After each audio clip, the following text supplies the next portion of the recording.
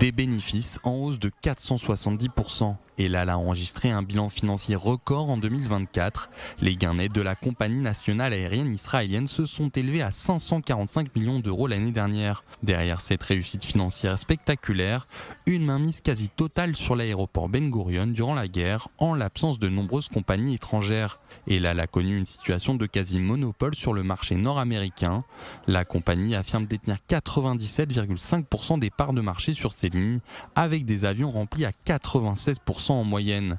Accusé d'avoir pratiqué des tarifs excessifs, El Al assure que les prix de ses billets n'ont augmenté que de 14% en moyenne par passager en 2024. El Al souligne par ailleurs son engagement envers les forces armées israéliennes. La compagnie affirme leur avoir distribué gratuitement environ 20 000 billets. Le chiffre d'affaires d'El Al bondit également, 3 milliards d'euros en 2024 contre 2 milliards en 2023.